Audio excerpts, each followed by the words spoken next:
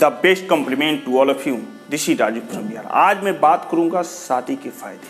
अगर आप शादी करते हैं यानी मैरिज करते हैं तो मैरिज के बाद आपके अंदर यानी शारीरिक और मानसिक में क्या क्या बदलाव होते हैं, क्या क्या परिवर्तन होते हैं, आज हम लोग इसी के बारे में जानेंगे। देखिए भाई साहब, शादी एक सामाजिक और सार्वभौमिक सच्चाई है जिसकी प्रथा मनुष्य की उत्पत्ति के साथ से ही चली आ रही है।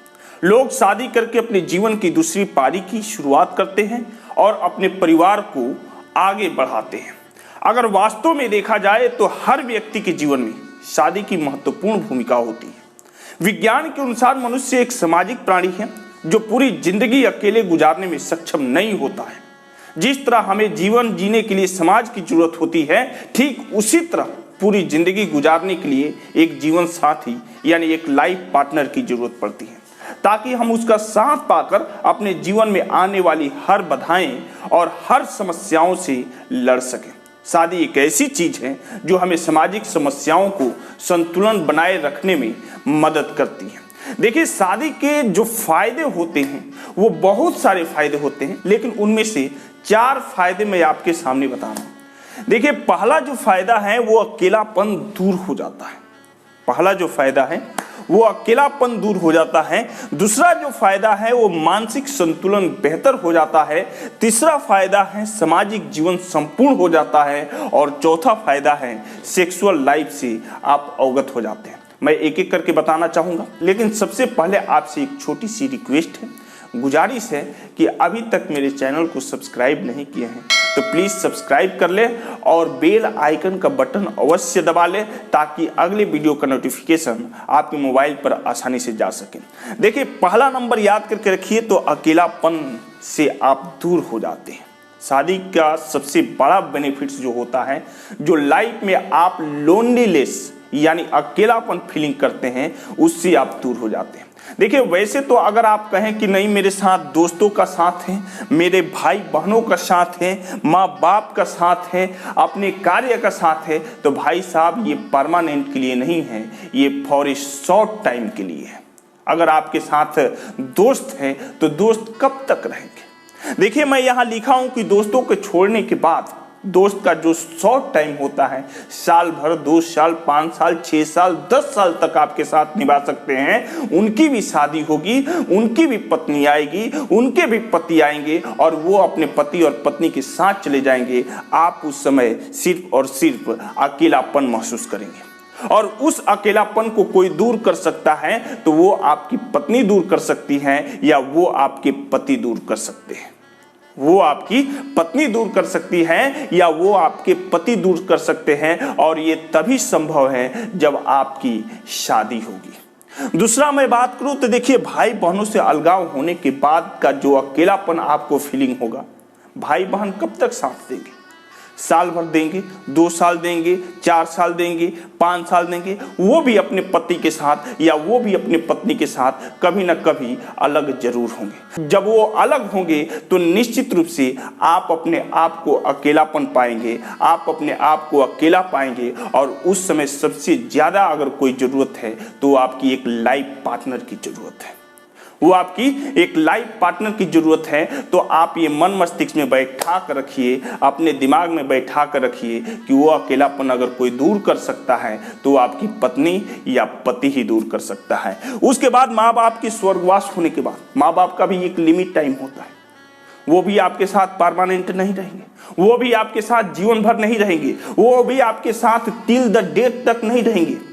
उनका भी एक शॉर्ट टाइम है, उनका भी एक लिमिट टाइम है जो आपके साथ रहेंगे। उनके स्वर्गवास होने के बाद जो आप अकेलापन फीलिंग करेंगे वो केवल पत्नी ही पूरा कर सकती है या पति ही पूरा कर सकता है। और फिर मैं ये बातें दोहरा दूं कि वो पत्नी या पति आफ्टर मैरिज यानी शादी के बाद ही संभव है। देखिए, कोई कार्य से रिटायर्ड या सेवानिवृत्त हो गए, कोई कार्य से लगे हैं तब तो बहुत अच्छे हैं। कोई कार्य से आप जुड़े हैं तो उस समय तो आप एक्साइटेड मूड में रहते हैं, उस समय आपकी all the parts of body work करती हैं, आपके पास पैसा होता है, आप हर खुशी का एंजॉय करते हैं। लेकिन जैसे उस कार्य को समापन कर लेते हैं, यानी वो कार्य समाप्त हो जाता है और आप हारे थके हुए घर पर आते हैं, तो उस समय एक आदमी की जरूरत पड़ती है, वो पति या पत्नी की जरूरत पड़ती है, जो हमारे गम को, हमारे दुख को, जो हमारे थकान को शेयर कर सके। और ये तभी संभव है जब आपकी शादी यानी मैरिज होगी। तो देखिए, मैरिज होने से ये सबसे बड़ा बेनिफिट्स है कि आपका अकेलापन दूर हो जाता है। आप अपने लाइफ में अकेलापन तब तक फील नहीं करते हैं जब तक आपकी लास्ट डेथ ना हो जाए। उस समय तक आपका एक लाइफ पार्टनर बना रहता है, वो चाहे आइदर हस्बैंड हो या वाइफ हो। उसके बाद बात करें सेकेंड नंबर, तो मानसिक संतुलन बेहतर हो जाता है। मानसिक संतुलन बेहतर हो जाता है, यानी मेंटलिटी जो बैलेंस होता है वो आफ्टर मैरिज एक अच्छे से मतलब कि रूप ले लेता है। देखिए, मानसिक संतुलन में क्या आता है, आपके अंदर का चिड़चिड़ापन दूर हो जाता है। शादी से पहले बहुत तरह के यूथ का चिड़चिड़ापन रहता है, जो आप उसको रोक नहीं सकते हैं, वो अंदर ही अंदर आपके मन मस्तिष्क का बैलेंस खराब किया रहता है। तो शादी के पहले का जो चिड़चिड़ापन होता है वो आफ्टर मैरिज यानी शादी के बाद वो दूर हो जाता है। इमोशनल यानी भावावेश का जो मतलब कि रिजल्ट होता है वो बेहतर आता है। आपके अकारण क्रोध का भी एक संतुलन बन जाता है। बिना कारण के बिफोर मैरिज यानी शादी के पहले कुछ क्रोध आते हैं, जो आप अभी अगर आप अनमैरिड हैं तो जरूर फील करते होंगे। तो वो क्रोध भी आफ्टर मैरिज धीरे धीरे अपना एक संतुलन बना लेता है, वो अपना एक जगह बना लेता है। मन में अकारण कुछ अहंकार होते हैं, मन में भी अकारण कुछ बिना कारण के कुछ अहंकार होते हैं, जो एक सुंदर और सुशील पत्नी या एक सुंदर और सुशील पति मिलने के बाद वो अहंकार भी दूर हो जाते हैं। उसके बाद बात करें तो मेल है तो फीमेल या फीमेल है तो मेल की वास्तविक जो भावनाएं होते हैं, वास्तविक जो भावनाएं होते हैं यानी फीलिंग होते हैं, इमोशन जो होते हैं, उससे आप अवगत हो जाते हैं, यानी उसको आप आसानी से समझ लेते हैं कि मेल की अंदर क्या भावनाएं होती हैं और फीमेल की अंदर क्या भावनाएं होती है। तो ये अगर आप समझना चाहते हैं मेंटली, इमोशनली या फीलिंग, तो ये सारी समझ आफ्टर मैरिज यानी शादी के बाद ही संभव है। Before marriage you can't understand. तो अभी तक मैंने दो फायदे बताए। पहला जो है वो अकेलापन से आप दूर हो जाते हैं, दूसरा जो है वो मानसिक संतुलन बेहतर हो जाता है। अब मैं तीसरे की बात करूं तो देखिए, सामाजिक जीवन संपूर्ण हो जाता है। अगर आप वैसे आप अच्छी तरह से जानते हैं कि मनुष्य जो होता है वो एक सामाजिक प्राणी होता है, वो समाज में रहने वाला होता है। तो बिफोर मैरिज शादी से पहले उसकी जीवन जो होती है वो अपूर्ण हो जाती है, और आफ्टर मैरिज शादी के बाद उसकी जीवन जो होती है वो परिपूर्ण हो जाती है। तो देखिए, सामाजिक दायित्व क्या क्या होता है बिफोर मैरिज और आफ्टर मैरिज। आफ्टर मैरिज की मैं बात करूं तो देखिए, समाज की कुछ जिम्मेदारियां होती हैं हर एक मनुष्य के प्रति। हर एक मनुष्य पर समाज की कुछ जिम्मेदारियां यानी रिस्पॉन्सिबिलिटीज होती हैं, जो आपके शादी होने के बाद जो अपूर्ण है वो परिपूर्ण हो जाता है। आप अच्छी तरह से जानते हैं कि मनुष्य जो होता है वो समाज का एक सबसे बड़ा पिलर होता है, सबसे बड़ा स्तंभ होता है। समाज की नजरिया में वो प्रतिष्ठित हो जाता है। और ये माइंड ये सेटअप नहीं करके रखना है कि शादी से पहले क्या वो समाज का स्तंभ नहीं होता है। नहीं, शादी से पहले भी वो समाज का स्तंभ होता है, लेकिन उतनी मजबूत से स्तंभ नहीं होता है जितनी आफ्टर मैरिज उसका स्तंभ मजबूत हो जाता है समाज के प्रति। तो समाज की नजरिया उसके प्रति चेंज हो जाता है। समाज की नजरिया जो होती है, चाहे वो बैड एटीट्यूड हो चाहे वो गुड एटीट्यूड हो, उसकी नजरिया जो होती है वो समाज के प्रति चेंज हो जाता है। सृष्टि की रचना में उसका योगदान हो जाता है। बिफोर मैरिज तो आप सृष्टि की रचना में आप किसी प्रकार का कोई योगदान ही नहीं दे सकते हैं, आफ्टर ये मैरिज ही संभव है। उसके बाद माँ बाप, दादा दादी, काका काकी, नाना नानी बनने का आपको ओहदा भी प्राप्त हो जाता है।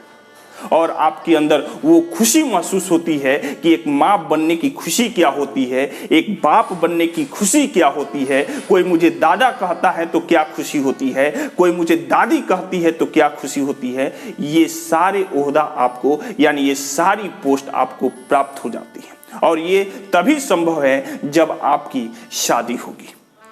उसके बाद लास्ट नंबर में बात करूं तो सेक्सुअल लाइफ से आप अवगत हो जाते हैं। देखिए भाई साहब, शादी का सबसे बड़ा अगर कोई क्वेश्चन है ना, कोई क्वेश्चन मार्क है, तो वो है सेक्सुअल लाइफ। सेक्सुअल लाइफ से भी आप अवगत हो जाते हैं। मैं यहां लिखा हूं कि सेक्स को लेकर बहुत सारे आपके मन में, मस्तिष्क में प्रश्न होते हैं, जिसका जवाब केवल और केवल आपको आफ्टर मैरिज ही मिलेगा।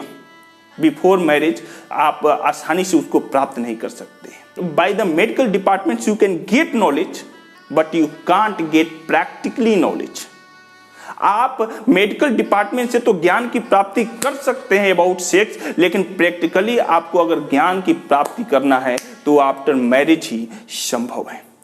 तो देखिए, सेक्स को लेकर बहुत सारी प्रश्न आपके मन मस्तिष्क में रहती हैं, तो शादी के बाद वो सारे प्रश्न का उत्तर आपको स्वयं खुद से ही मिल जाता है। उसके बाद शारीरिक मानसिक संभोग क्रिया जो होती है, शारीरिक और मानसिक संभोग क्रिया जो होती है, वह आपके दिल और आत्मा को संतुष्टि भी प्राप्त कर देती है।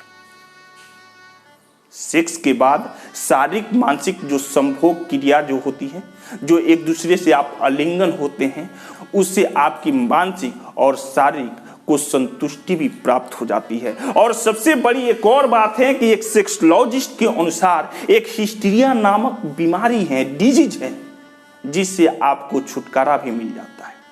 वो आप पर हावी, यानी आप पर बैड इफेक्ट नहीं डाल पाता है। तो ये रहा शादी यानी मैरिज के ये 4 फायदे। जो पहला है, अकेलापन से आदमी दूर हो जाता है। दूसरा है, मानसिक संतुलन बेहतर हो जाता है। तीसरा है, सामाजिक जीवन अपूर्ण से पूर्ण हो जाता है। और चौथा है, सेक्सुअल लाइफ से आप अवगत हो जाते हैं। तो आप अपनी मनुष्यता जीवन एक गृहस्थ जीवन में बदलना चाहते हैं, तो आपको शादी करना बहुत जरूरी है। तो फिर मिलते हैं अगले वीडियोज में, तब तक के लिए तहे दिल से धन्यवाद। Bye bye, take care.